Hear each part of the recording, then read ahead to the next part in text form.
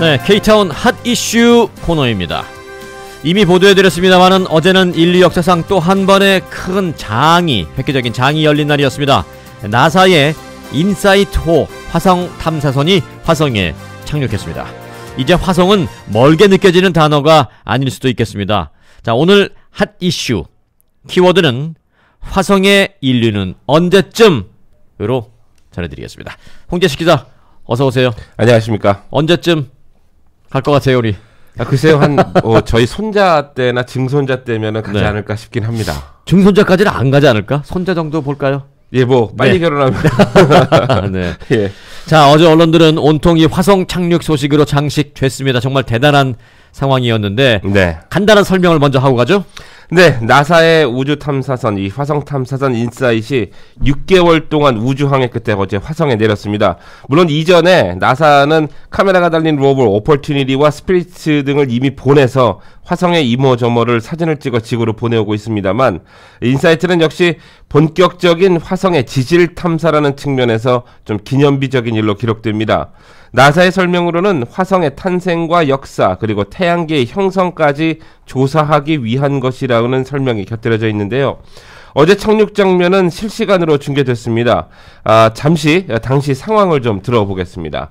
이 파사디나에 있는 JPL 나사 기지에서의 실제 상황입니다. 네, 화성 탐사선을 보내놓고 이제 네. 지구상에서 그 먼 화성까지 가 있는 탐사선이 제대로 착륙하는지를 다 화면으로 보고 숨죽이고 있다가 전 직원들이 이제 환호하고 뭐 그런 상황이 연출되겠네요. 네, 그렇습니다. 네. 60 meters, 50 meters, constant velocity, 37 meters, 30 meters. 20 meters, 17 meters, standing by for touchdown. Touchdown confirmed.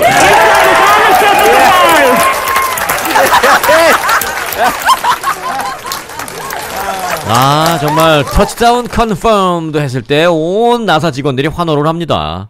네, 인사이트가 이제 도착해서 첫 번째로 도착했을 때 화성 땅 사진을 찍었습니다. 네. 이제 그게 이제 8분 정도 뒤에 이제 파사데나 JPL 센터로 돌아왔는데, 네. 이제 빨리도 보냈네요. 빨리 보냈어요. 예, 한 8분 정도 걸린다고 합니다. 근데 네. 그 사진을 보니까 이제 흰 바닥에 네. 검은 점들이 이렇게 있는데 이게 화성의 바닥이구나라는 걸 이제 다시 한번 저희가 볼 수 있었는데, 네. 예, 이게 인사이트-4가 사실 당초 발사보다 좀 지연돼가지고 결국 이제 올해 5월 달에 이제 발사가 됐는데요. 거리가 얼마나 돼요, 화성까지? 네, 총 거리가 한 3억 마일 정도 된다고 합니다.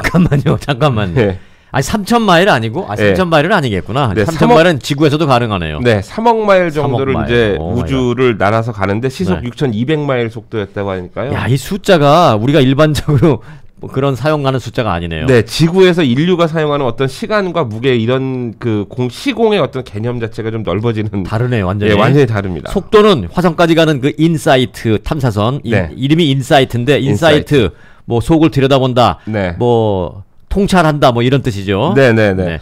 자, 인사이트-4가 여기 지구를 떠나서 화성으로 가는데 속도는 시속 6,200마일. 네. 우리가 프리웨이를 달리는데 62마일. 네. 그거를 안 보인다는 얘기죠, 그냥. 그래요. 네. 그리고 이제 비행기가 아주 빨리 갈 때는 시속 350마일, 500마일도 가능하지만 네. 이제 한 600마일로 봤을 때 또 그거의 10배, 6,200마일. 네. 그리고 화성까지의 총 거리는 3억 마일. 3,000마일도 아니고 3억 마일. 예, 그래서 네. 6개월 걸렸네요. 예, 얼추 한 6개월, 200한 몇십일 정도 되는 네. 그 기간 동안에 해서 어제 화성에 착륙했습니다. 첫 번째 이제 살 수 있는지를 연구를 하고 살 수 있다는 어느 정도 사는 것까지는 아니어도 좀 체류할 수 있는 환경은 된다 그러면 이제 우리가 가야 되는데 이것도 시속 6,200마일보다 좀 더 빨리 가야 되겠다. 6개월씩 걸려서 가야 되겠어요, 내가? 네, 기술력에 따라서 이제 뒤에 말씀드리겠지만 네. 지금 이제 저희가 논점이 있는 부분이 바로 네. 그 부분입니다. 네. 그 전에 다른 질문 먼저 드리면서 갈게요. 네네. 자, 화성의 지질 연구와 조사라는 점이 이제 이번에 눈에 띄는데 역시 화성에서의 인류 생존을 준비하는 건가요? 네, 사실 그렇게 보는 시각이 지배적입니다.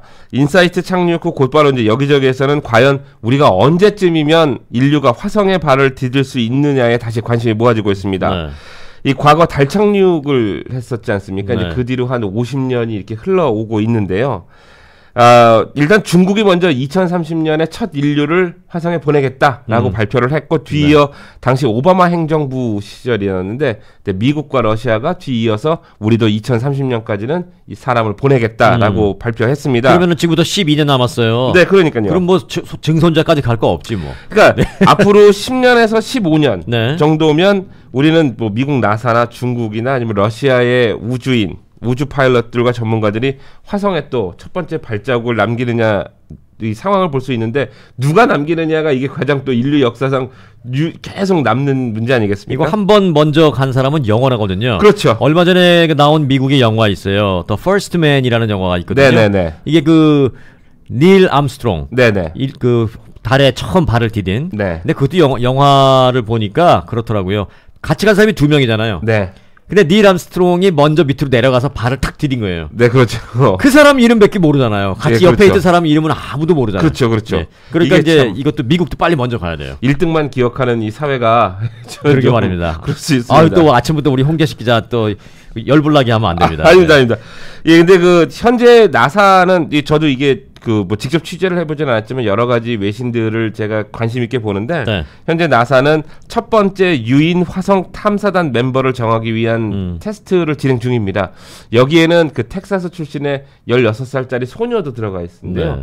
이 소녀의 도전 일기도 굉장히 한번 회자가 된 적이 있습니다. 그리고 보잉 또는 그 앨런 머스크의 스페이스X 가운데 한 곳을 정해서 첫 화성 유인 탐사선을 도입할 계획입니다. 보잉은 뭐 우리가 알고 네. 스페이스X는 그 테슬라 만드는 회사. 네. 테슬라 만드는 회사의 그 일란 머스크 회장이 네. 스페이스X라는 회사를 또 만들어서 그렇습니다. 우주 연구하고 있어요. 예, 네. 지금 사실 그 스페이스X의 그 무인 라켓이죠. 네. 그 우주 정거장까지는 올라갔다가 다시 자기 스스로 내려오고 하고 있습니다. 자, 그게 뭐 시한보다는 조금 늦어진다는 얘기가 있던데요. 네, 2035년으로 현재 목표가 재설정됐습니다. 근데 여기에는 지금 현재 나사가 가진 예산 그리고 각 그 정부까지 포함해서 트럼프 정부와의 상관관계 그리고 각계의 지원금 문제 역시 돈 문제인데요. 그게 좀 있어서 좀 늦어지고 있다는 설이 그 분석이 지배적입니다. 결국 예산이 필요합니다. 연방 정부의 예산을 얼마나 집중적으로 투입하느냐. 네. 그 더 퍼스트 맨이라는 그 닐 암스트롱에 네. 관련된 영화도 보니까 당시 이 존 F 케네디 대통령이 대국민 연설을 통해서 우리 미국인은 우리 인류는 달을 가기로 우리는 결정을 했습니다라고 외치는 장면이 나오던데 네. 미국도 이제 그렇게 외치게 되면 좀 더 시간이 빨라질 수 있는데 자, 오늘이 2018년 11월 27일 이 네. 방송이 또 주말에는 네. 홍재식 기자가 또 잘 편집을 해서 주말에 우리가 묶어서 재방송을 해드리기 때문에 주말에 들으시면 날짜는 좀 안 맞겠지만 여하튼 네. 2018년 11월 말에 이 이슈를 논하는 것이 다소 또 이를 수도 있겠습니다만은 하지만 언젠가 저희 위코리아 핫 이슈가 이런 이슈를 다뤘었다라고 되새겨 볼 수 있는 그런 상황도 그려지네요. 네, 뭐 그렇게 될 것 같습니다. 이게 사실 그렇게 먼 이야기는 아닙니다. 네. 화성은 사실 오래전부터 인류가 가야 하는 곳으로 이미 정해져 있었습니다. 네. 우주를 향한 인류의 꿈, 또 지극히 당연한 인류의 진화의 방향이기도 하겠고, 또 화성은 달과 달리 뭐 오래전 문명이 있었다거나 자연 시스템이 존재했었던 것으로 알려지고도 있습니다. 그래서 사실 거기에 대한 그 여러 가지 지금 설들이 지금 나오고 있거든요. 또 인류의 과학 기술력이 발전했다는 것을 증명하는 것이기도 합니다. 그러니까 현재 기술력으로는 화성까지 다녀오는데 520일 정도 걸린다고 하는데요.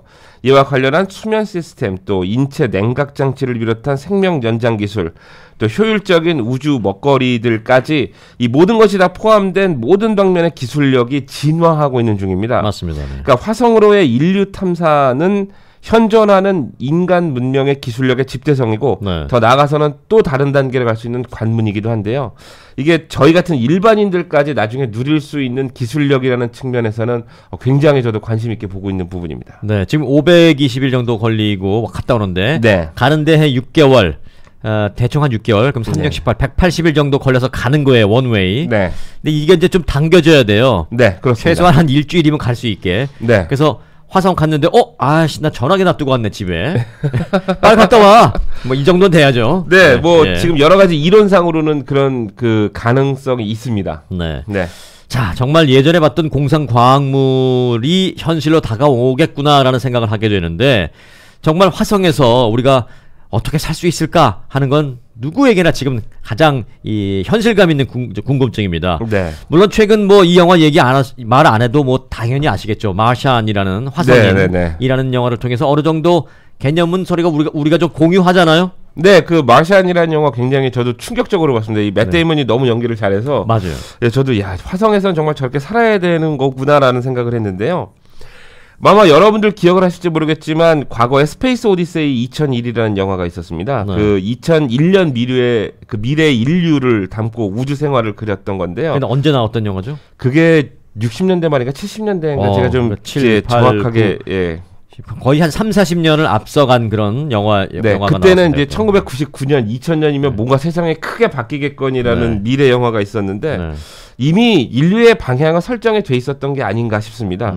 지금 우리가 누리는 기술력들 뭐 송봉 앵커도 말씀하셨지만 뭐 예전에 삐삐나 뭐 지금 현재 쓰는 우리가 셀폰, 스마트폰 그다음에 요즘에 이제 뭐 자율주행, 무인 자동차까지 나오고 있지 않습니까?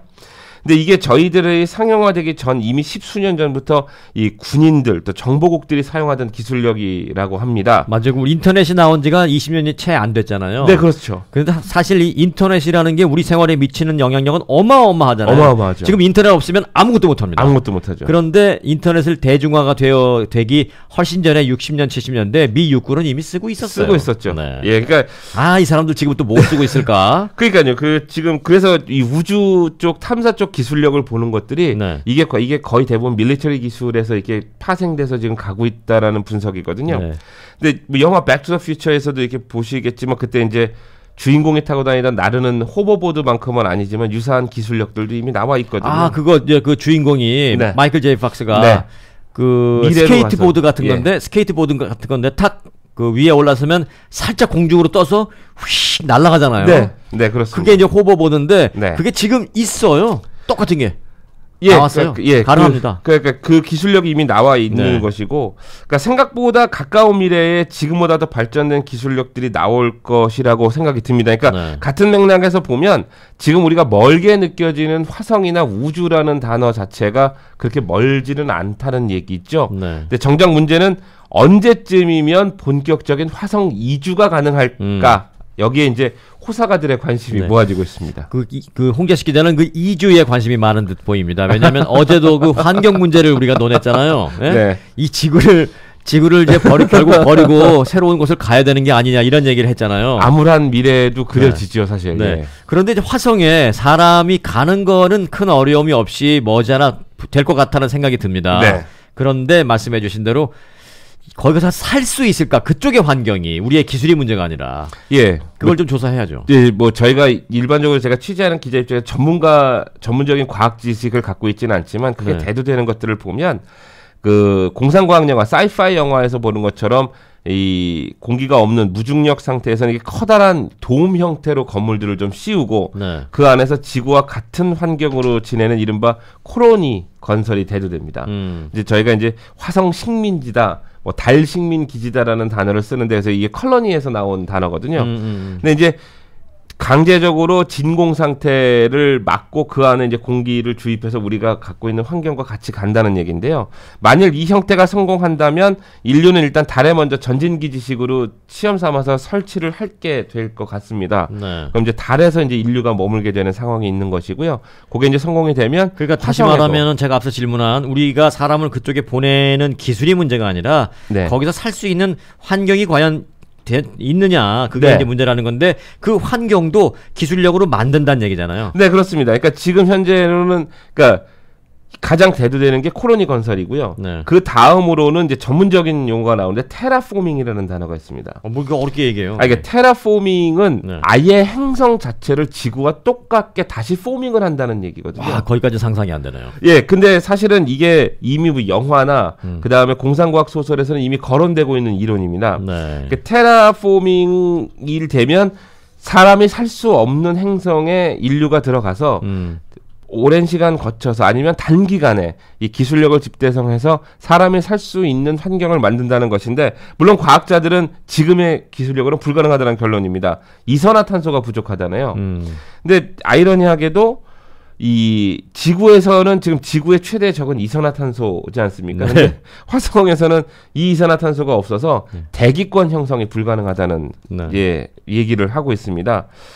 글쎄요, 근데 또 만일 화성에 이산화탄소가 충분하다 하더라도 지금의 인류의 기술력으로는 한 500년이 걸리면 화성에서 인류가 살 수 있는 기술력이 생긴다는 예측도 있습니다. 네. 그 500년도 사실은 지금 기준으로 500년이지. 네, 그렇죠. 시간이 지나면 이 기술력 발달에 가속이 붙기 때문에 네. 그렇게 안 될 수도 있는데, 야, 저는 이제 제가 그러니까 화성에 사람을 보내는 것까지는 뭐 기술 문제가 없는데 사람이 살 수 있는 그쪽의 환경이 과연 되겠느냐라는 질문 자체도 틀린 질문인 거예요. 세월이 흐르면. 그렇죠. 그게 무슨 걱정이에요? 화성에 사람이 살 수 있게 환경을 우리가 만들 건데. 네, 그렇습니다. 예, 네. 그렇습니다. 지금으로서는 와. 상상이 좀 잘 안 가는데요. 네. 사실 이게 스페이스X의 그 앨런 머스크 회장의 꿈이기도 합니다. 네. 화성에 그 인류 식민지 건설이 이 사람의 꿈인데요. 그래서 이제 호사가들에서는 최초의 인류의 화성 대통령은 앨런 머스크가 아닌가라는 얘기까지 나오고 있습니다. 네.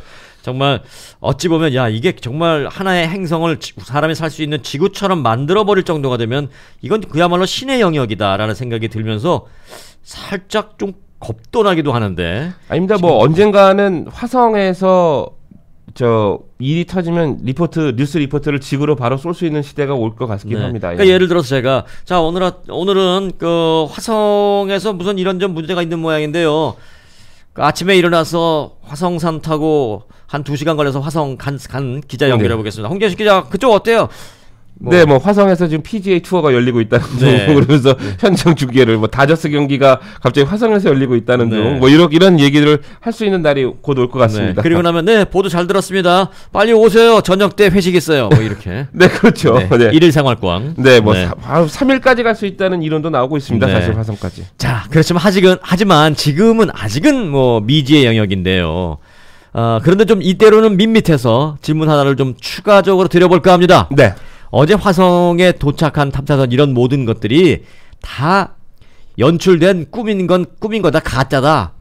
사실 달 착륙도 가짜라는 음모론이 있거든요. 그렇죠. 어제 그 화성 탐사선 착륙도 저거 다 꿈인 거야, 만든 거야, 가짜야. 음모론이 있어요. 네, 사실 라이브로 중계됐다고 하지만 네. 실질적으로 그 인사이트가 내리는 장면은 애니메이션으로 나왔거든요. 그러니까 뭐 누가 찍어주질 않으니까. 네. 근데 뭐 내릴 때 카메라로 이렇게 좀 그 영상 같은 게 나왔으면 했는데 없었거든요. 네. 근데 이게 말이 음모론이지 저도 어제 이렇게 좀 보면서 봤는데 그 어떻게 보면 설득력 있는 주장일 수도 있습니다. 네.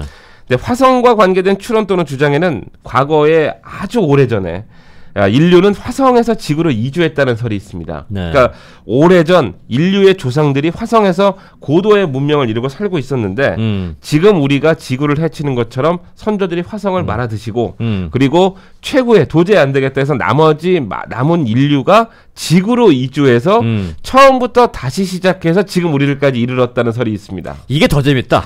예, 그래서 이 설을 뒷받침할 수 있는 게 예전에 그 헐리우드 영화에 뭐 미션 투 마스라는 영화도 있었고 네. 레드 플래닛이라는 영화도 있었는데 거기서 주인공들이 발견하는 인류의 숨겨진 역사가 바로 이 부분이었거든요. 그러니까 진화론은 아예 무시하는 것이죠. 그렇죠.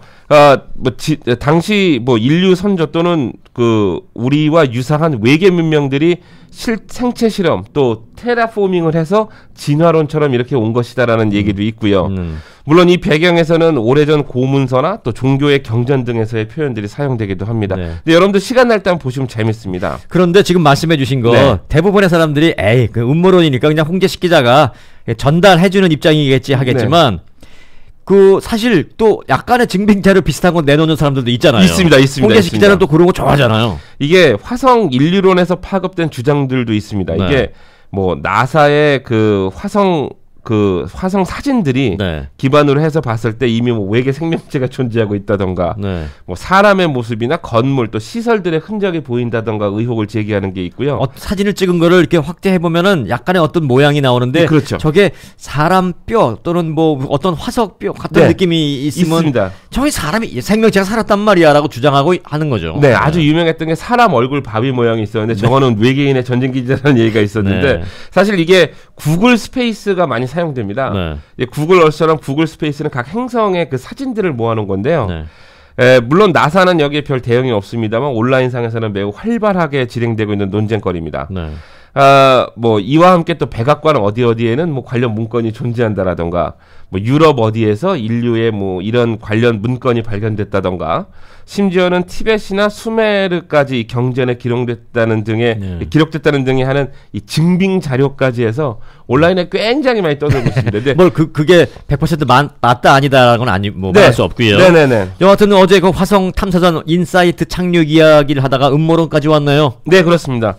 이게 뭐 화성에 도착하는 첫 인류가 누가 될지 정말 궁금하지만요. 네. 이 앞으로 인류가 어떻게 나아가고 살지도 굉장히 궁금합니다. 네. 저도 가능하다면 네. 심심치 않게 저도 술자리에서 얘기를 하는 게 네. 이 냉동 수면 장치 있지 않습니까? 네. 이게 저도 들어가서 한 300년 만에 한 번씩 이렇게 깨서 네. 한 1, 2년만 좀 어떻게 사는지 지켜보고 또 다시 또 냉동 수면 장치에 들어가서 또 자고 네.